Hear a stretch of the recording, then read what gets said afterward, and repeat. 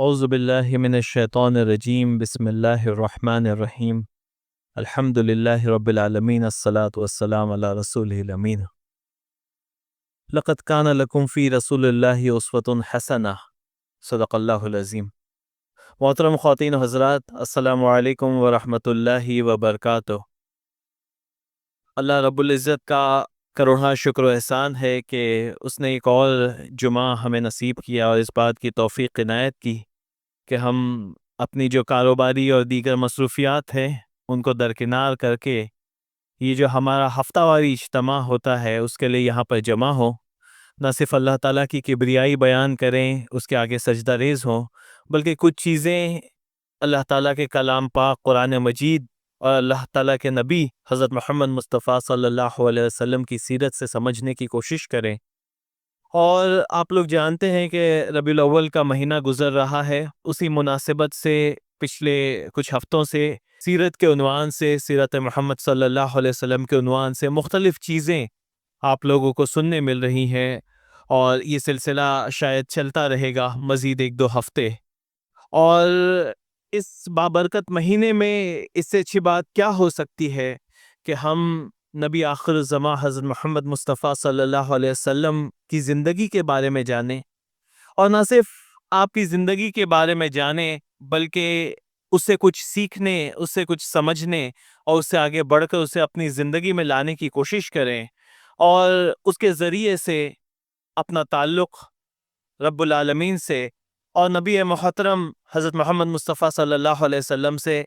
اثر نو استوار کرنے کی کوشش کریں، دوبارہ جوڑنے کی کوشش کریں، اور اس بات کی امید کریں کہ شاید اس کے ذریعے سے کل قیامت کے دن ہماری گل و خلاصی ہو جائے۔ کل قیامت کے دن اللہ تعالیٰ ہمارے اعمال کو یہ کہنا چاہیے کہ جو بھی ہم نے زندگی بسر کی ہے اس کو اللہ تعالیٰ قبول کر لے اور اس کے بدلے ہمیں جنت عطا کرے۔ اور جنت کی جو عظیم نعمتیں ہیں اس میں جو سب سے بڑی نعمت ہے وہ رب العالمین کا دیدار اور حضرت محمد مصطفیٰ صلی اللہ علیہ وسلم سے ملاقات کا شرف جو حاصل ہوگا، یقین مانیے اس سے بڑی کوئی نعمت جو ہے جنت میں ہمارے لیے نہیں ہوگی۔ تو ان کلمات کے ساتھ میں آئیے ہم نبی صلی اللہ علیہ وسلم کی سیرت کے کچھ اور پہلو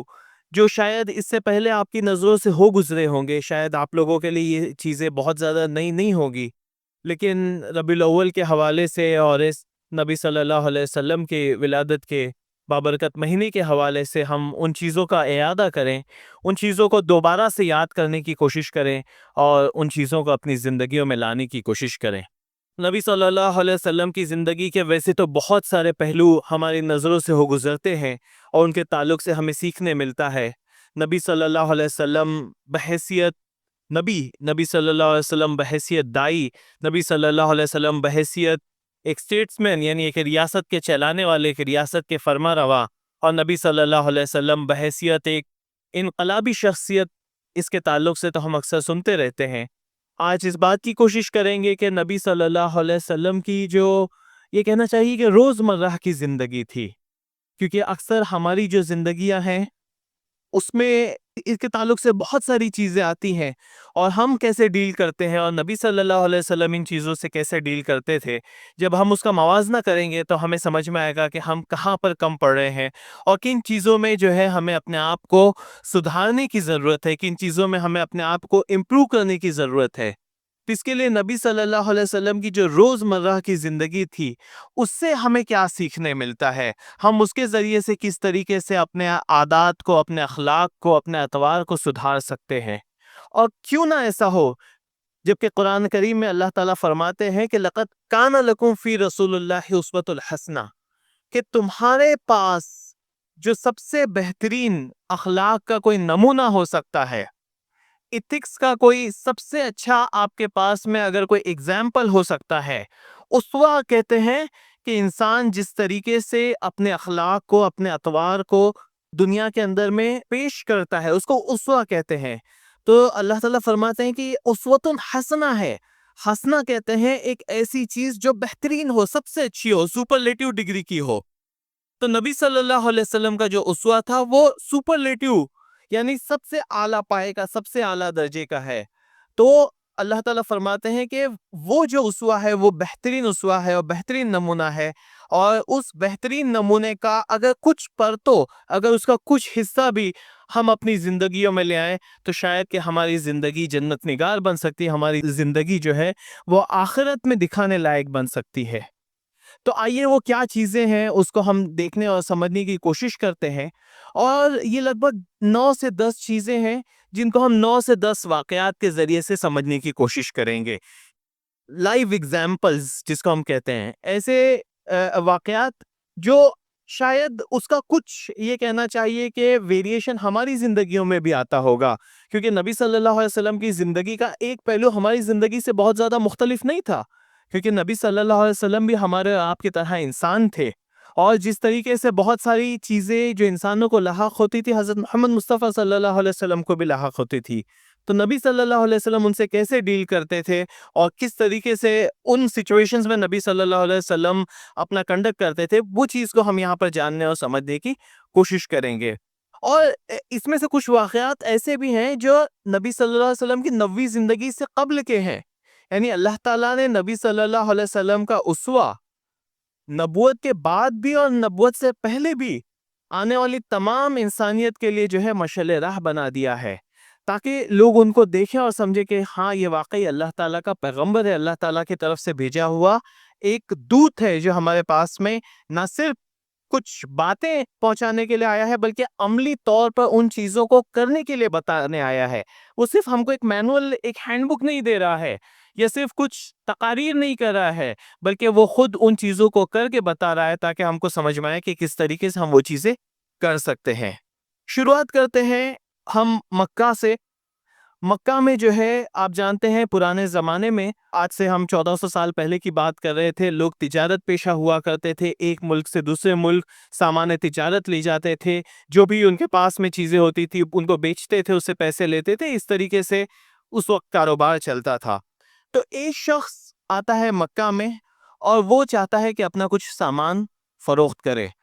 تو مکہ کا ایک شخص عاص بن وائل یہ جو ہے اس سے سامان لیتا ہے، لیکن قیمت جو ہے ادا نہیں کرتا ہے، انکانی کرتا ہے، میں پیسے نہیں دوں گا۔ اور وہ شخص شاید تنہا ہوگا، اس کو کوئی ری انفورسمنٹ نہیں ہوگا، اس کے پاس میں کوئی سپورٹ نہیں ہوگا، وہ تھک ہار کی ایک کرتا ہے۔ اس زمانے کا جو دستور تھا، وہاں پر ایک پہاڑی ہوتی ہے ابو قیس کی پہاڑی، اس پہ کھڑے ہو کر وہ آواز لگاتا ہے کہ کیا مکہ میں جو ہے اس طریقے سے لوگوں کو لوٹا جائے گا؟ کیا اس طریقے سے کوئی شخص جو بے گناہ ہے اس کو جو ہے اس طریقے سے اس پہ ظلم کیا جائے گا؟ تو مکے میں جب مکے والے جو اس کی یہ جو آواز سنتے ہیں، اس کی جو دہائی سنتے ہیں، تو ان کو ریئلائز ہوتا ہے کہ نہیں، اس طرح کی جو چیزیں ہوتی ہے، جو لوگوں پر اس طریقے سے ظلم کیا جاتا ہے، جو لوگوں کو اس طریقے سے لوٹا جاتا ہے، ہمیں اس کے لیے کچھ کام کرنا چاہیے۔ اور اس وقت یہ کیا کرتے ہیں کہ وہاں کے جو بڑے لوگ تھے، جو سرکردہ لوگ ہوتے ہیں، جو قبیلے کے سردار قسم کے لوگ ہوتے ہیں، وہ سر جوڑ کر بیٹھتے ہیں، ایک میٹنگ بلاتے ہیں، اور وہ میٹنگ میں یہ ڈیسائیڈ کیا جاتا ہے کہ مکہ میں جو شخص آئے گا، چاہے وہ باہر کا ہو چاہے وہ خود شہر کا ہو، اس کے ساتھ جو ہے کوئی بھی ظلم و زیادتی نہیں ہوگی۔ اور اس کو باقاعدہ ایک معاہدہ بنایا جاتا ہے، باقاعدہ ایک پیکٹ کریٹ کیا جاتا ہے، اس کو جو ہے ایک فارمل شکل میں لایا جاتا ہے، اور اس کا نام دیا جاتا ہے حلف الفضول۔ اور یہ جو انیشیٹو تھا حلف الفضول کا، اس میں خود نبی صلی اللہ علیہ وسلم بھی شامل تھے۔ اور نبی صلی اللہ علیہ وسلم بعد میں جب نبی صلی اللہ علیہ وسلم کو نبوت ملتی ہے، نبی صلی اللہ علیہ وسلم نبوی جو ذمہ داریاں ہیں وہ انجام دیتے ہیں، اس وقت نبی صلی اللہ علیہ وسلم کہتے ہیں کہ آج بھی اگر کوئی اس طرح کا انیشیٹو ہوتا ہے، کوئی اس طرح کی کوشش کیے جس میں لوگوں کو ان کا حق دلوانے کی بات ہو، جس میں لوگوں سے جو ان سے چیز چھینی گئی ہے وہ چیز ان کو دوبارہ لوٹانے والی بات ہو، جب لوگوں کو ظلم سے بچانے کی بات ہو، تو آج بھی میں جو ہے اس کام میں شامل ہوں گا۔ تو یہ چیز سمجھ میں آتی ہے کہ لوگوں کو ظلم سے بچانا اور ظلم کے خلاف کھڑا ہونا اور حق کے لیے بولنا، یہ عین نبوی کام ہے۔ یہ وہ کام ہے جو اللہ تعالیٰ چاہتا ہے کہ ہم سب جو ہے اس کی ذمہ داری لیں، کیونکہ آپ لوگ جانتے ہیں کہ نبی صلی اللہ علیہ وسلم وہ آخری نبی تھے، ابھی کوئی اور نبی نہیں آنے والا ہے۔ تو یہ ذمہ داری جو ہے ہم پر بھی ہے کہ ہم بھی جو ہے ہمارے آس پاس ہم دیکھتے ہیں کہ چھوٹی موٹی چیزیں، چاہے اس کی ابتدا ہمارے گھر ہی سے کیوں نہ ہو، گھروں میں اکثر ہوتا یہ ہے کہ وراثت کو لے کر جھگڑا ہوتا ہے. اکثر ہم دیکھتے ہیں کہ جو خواتین ہوتی ہیں، جو عورتیں ہوتی ہیں، لڑکیاں ہوتی ہیں، ان کو ان کا حق نہیں دیا جاتا ہے. تو کیا یہ ہماری ذمہ داری نہیں ہے کہ نبی صلی اللہ علیہ وسلم کا اسوہ ہم کو یہ نہیں سکھاتا ہے کہ ہم اس کے لیے اٹھ کھڑے ہوں اور ہم جو ہے اس کے خلاف اپنی آواز بلند کریں؟ اسی سے ملتا جلتا ایک اور واقعہ ہے کہ ایک شخص جو ہے اب مکہ میں پھر سے جو ہے تجارت کے لیے آتا ہے. وہ 3 اونٹ لے کر آتا ہے اور ابو جہل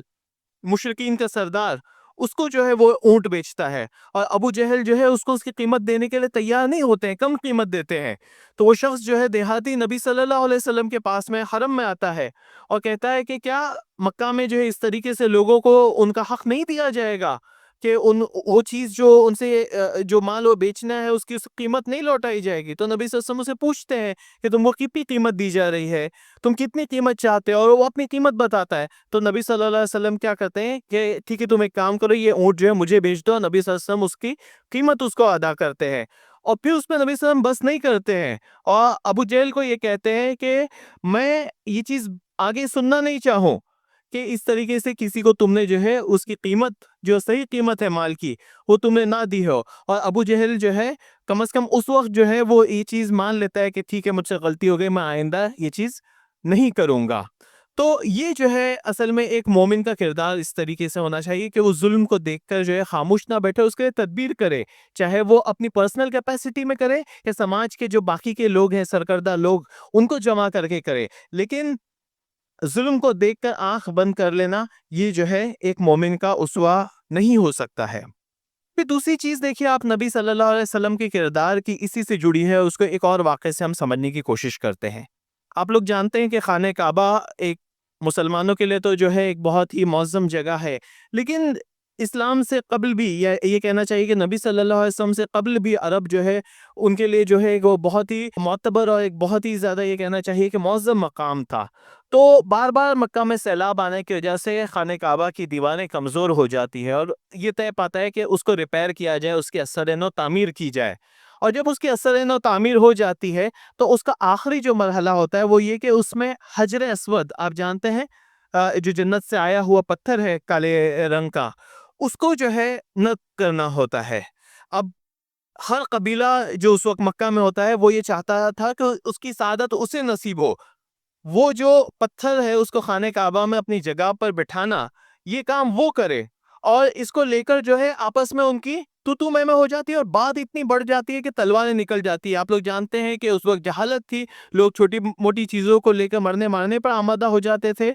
تو اس وقت جو ہے یہ طے پاتا ہے، ایک سردار یہ کہتے ہیں کہ ہم یہ کریں گے کہ کل کے دن آئیں گے اور جو شخص سب سے پہلے خانہ کعبہ میں داخل ہوگا وہ اس کا فیصلہ کرے گا. اور اللہ تعالیٰ کا کرنا ایسا ہوتا ہے کہ وہ پہلا شخص حضرت محمد صلی اللہ علیہ وسلم ہوتے ہیں. تو نبی صلی اللہ علیہ وسلم جو ہے اس وقت جو ہے ایک لوگوں کو مشورہ دیتے ہیں، ایک سلیوشن پیش کرتے ہیں کہ ہم یہ کرتے ہیں کہ ایک بڑی سی چادر لیتے ہیں، حجر اسود کو اس میں رکھیں گے اور حجر اسود کو پھر اٹھا کر ہر قبیلے سے ایک ایک شخص، اس کو جو ہے ہر قبیلے سے ایک ایک ریپریزنٹیٹیو وہ چادر کا کونا پکڑے گا، اس کو اٹھا کر خانہ کعبہ کے پاس لے جائے گا. اور پھر اس کے بعد حضرت محمد صلی اللہ علیہ وسلم اپنے دستے مبارک سے اس پتھر کو اٹھاتے ہیں اور خانہ کعبہ میں نصب کر دیتے ہیں. تو آپ دیکھیے سچویشن کتنی نازک تھی، کتنی ولیٹائل ہو گئی تھی. اور ایسے میں اگر حکمت سے کام نہیں لیا جاتا، معاملے کو رفع دفع کرنے کی کوشش نہیں کی جاتی تو وہ چیز خون خرابے تک پہنچ سکتی ہے.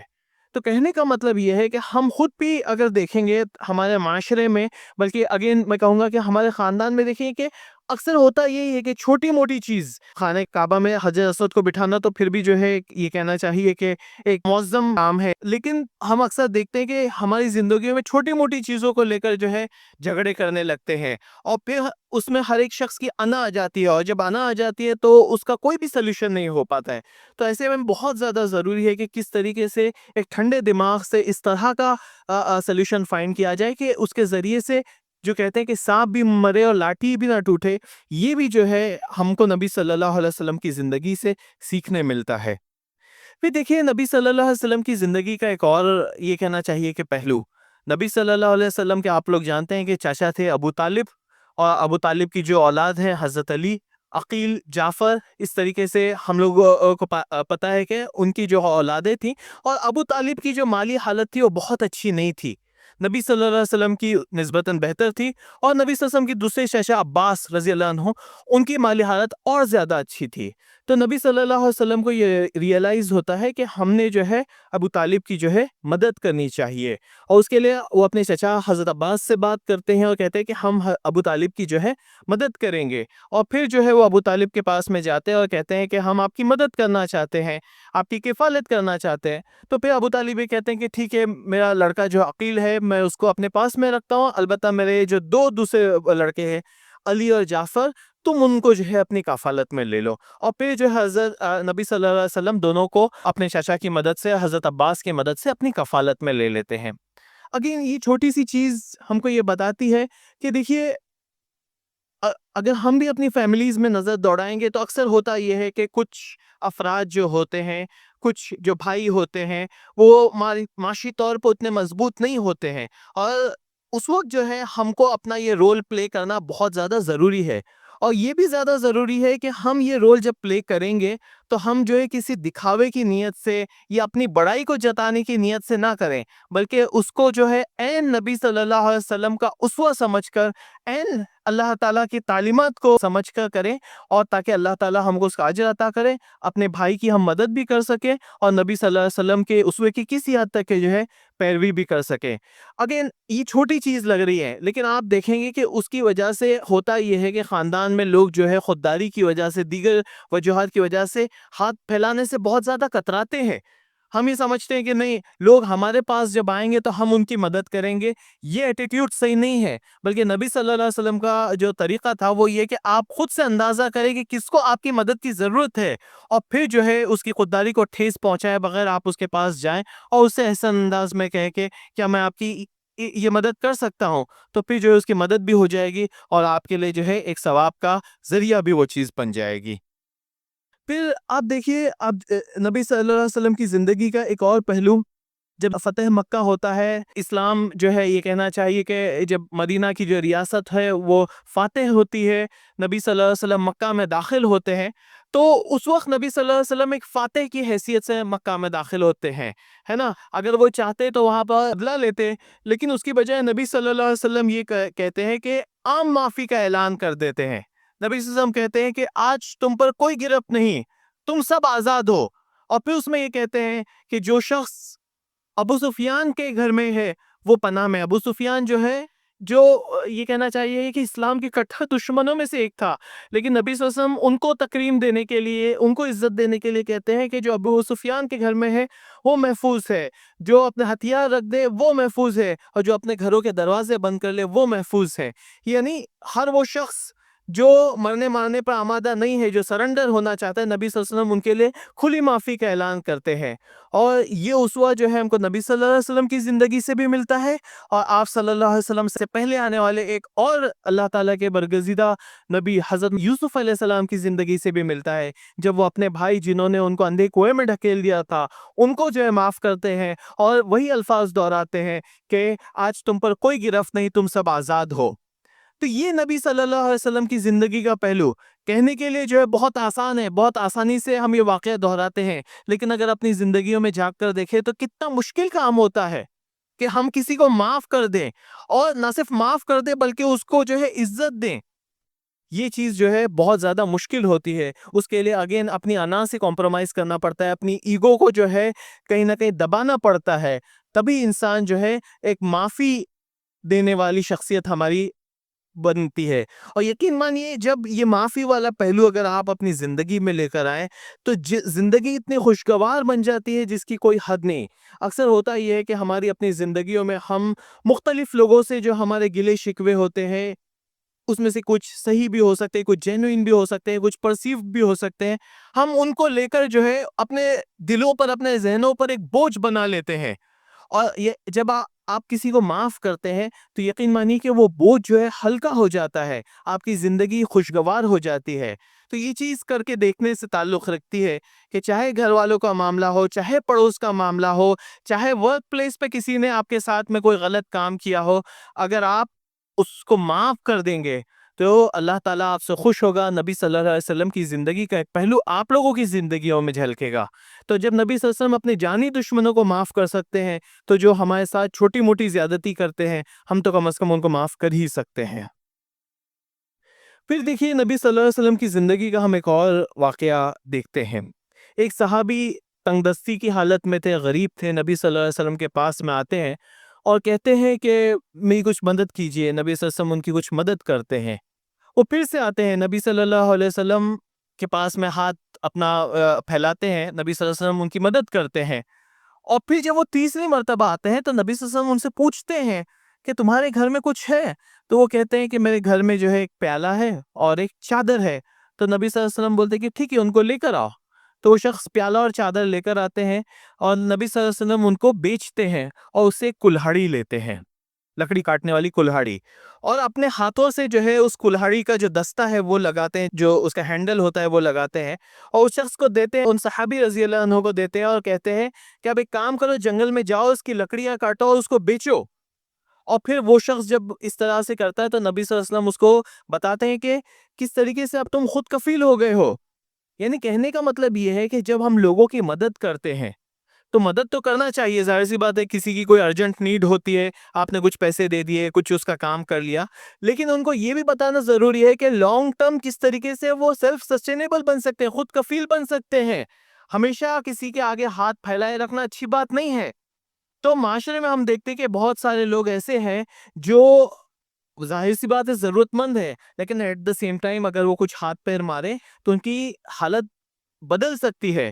تو ایسے میں ضروری ہے کہ ہم کسی کو جھڑکے نہیں، کسی کی مدد سے انکار نہ کریں، لیکن ایٹ دا سیم ٹائم ان کو گائیڈ بھی کریں کہ کس طریقے سے جو ہے وہ لوگوں کے آگے ہاتھ پھیلانے سے بچ سکتے ہیں۔ تو یہ بھی نبی صلی اللہ علیہ وسلم کی زندگی کا ایک اسوہ ہے جو ہم کو اپنے معاشرے میں عام کرنے کی ضرورت ہے۔ پھر دیکھیے نبی صلی اللہ علیہ وسلم، آپ جانتے ہیں کہ حضرت انس بن مالک نبی صلی اللہ علیہ وسلم کے ہاں ایک غلام کی حیثیت سے، ایک ماتحت کی حیثیت سے رہتے تھے، وہاں پر کام کرتے تھے۔ حضرت انس بن مالک کہتے ہیں کہ میں نے نبی صلی اللہ علیہ وسلم کے ساتھ جو ہے 10 سال کام کیا،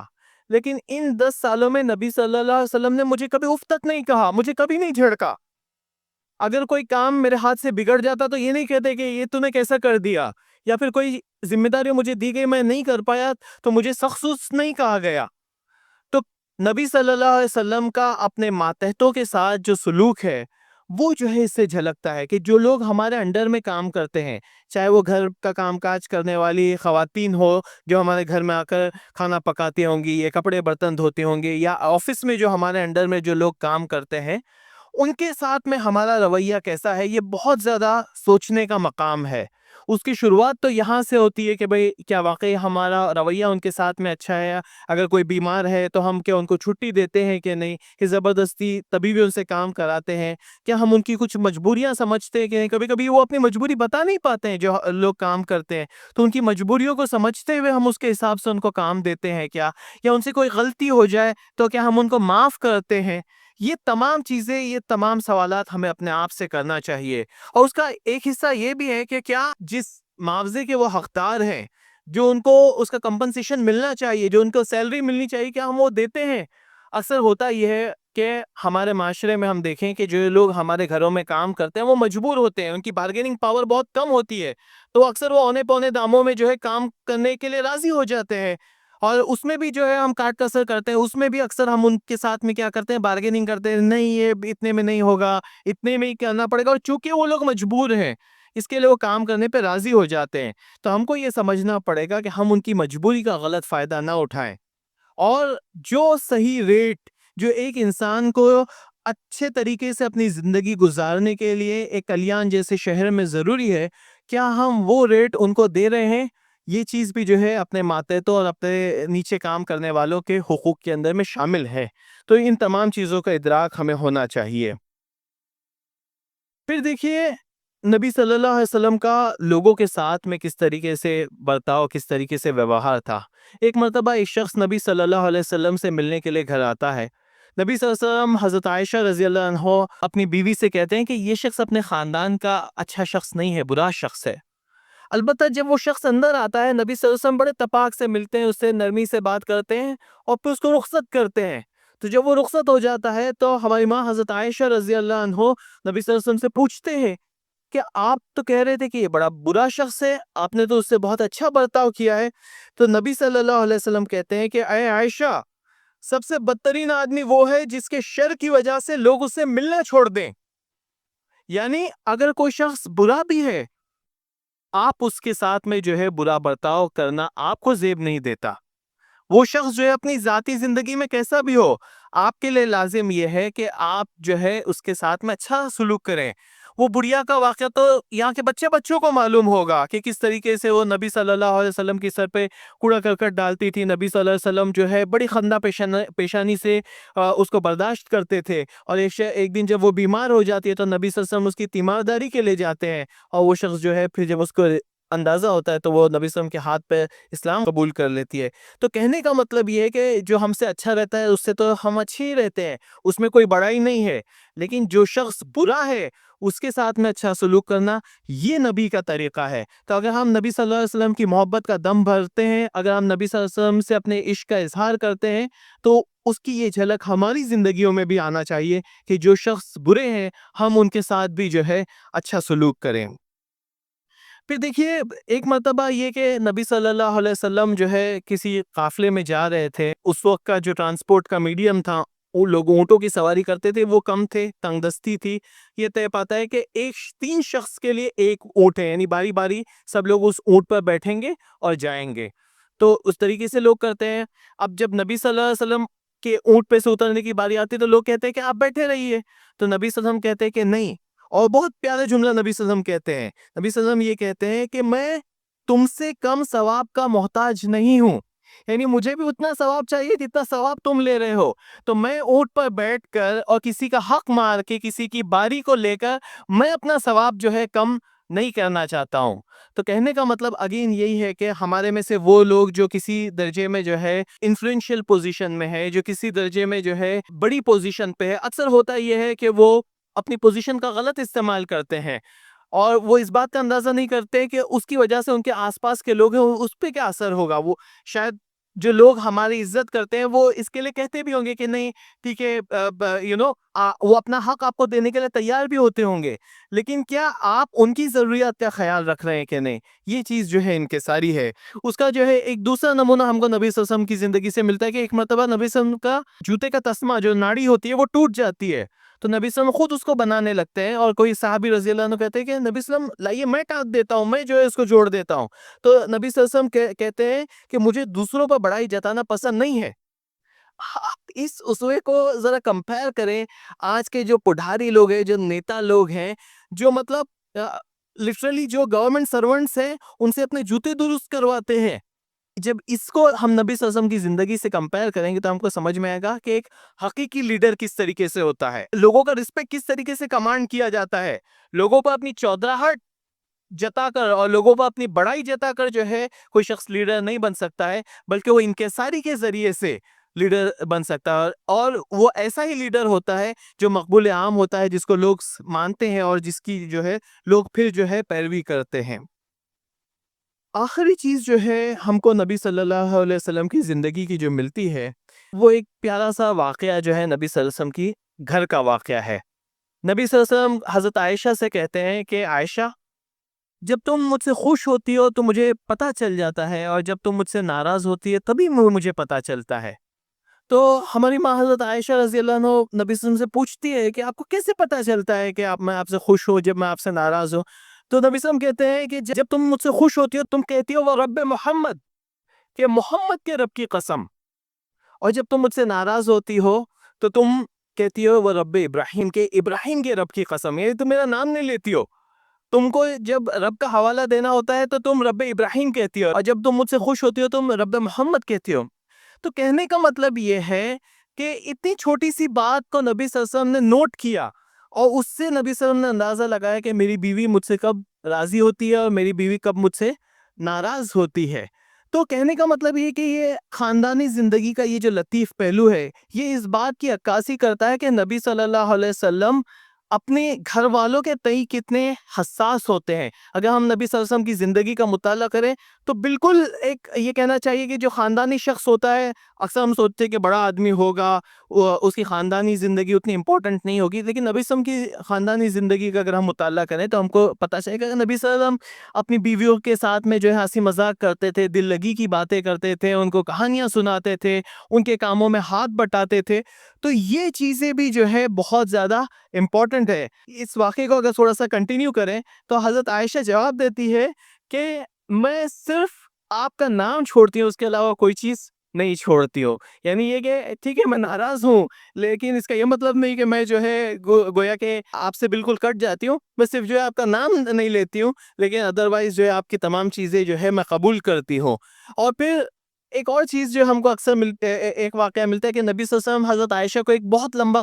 قصہ سناتے ہیں، ایک عورت کا اور ایک خاوند کا، ام زرع اور ابو زرع کا. اور اس کے آخر میں نبی صلی اللہ علیہ وسلم یہ کہتے ہیں کہ میں تمہارے لیے اسی طرح ہوں جیسے ام زرع کے لیے ابو زرع تھے. تو کہنے کا مطلب یہ ہے کہ کس طریقے سے اپنی بیوی کی دلجوئی کرنا اور اس کو چیزیں سکھانا، یہ بھی جو ہے نبی صلی اللہ علیہ وسلم کی زندگی کا، نبی صلی اللہ علیہ وسلم کے اسوے کا ایک بہت اہم پہلو ہے، جس کو جو ہے اگر ہم نبی صلی اللہ علیہ وسلم کی امتی ہونے کا دعویٰ کرتے ہیں تو ہمیں بھولنا نہیں چاہیے. اگر تیزی سے جو ہے ایک ریویژن کریں تو مظلوموں کی مدد کرنا، معاملات کو حل کرنا، لوگوں کی کفالت کرنا، لوگوں کو معاف کر دینا، بے روزگاروں کی مدد کس طریقے سے کرنا، اپنے ماتحتوں کے ساتھ اچھا سلوک کرنا، لوگوں کے ساتھ میں نرمی کا برتاؤ کرنا، انکساری کا پہلو، اور پھر ہم نے آخر میں دیکھا کہ اپنے گھر والوں کے ساتھ میں اچھا سلوک کرنا، یہ ہمارے نبی صلی اللہ علیہ وسلم کی روزمرہ زندگی کے کچھ جھلکیاں تھے. اللہ تعالیٰ سے دعا ہے کہ ان تمام چیزوں کو سمجھنے اور اپنی زندگیوں میں لانے کی توفیق عنایت کرے. آمین. واخر دعواہم ان الحمدللہ رب العالمین.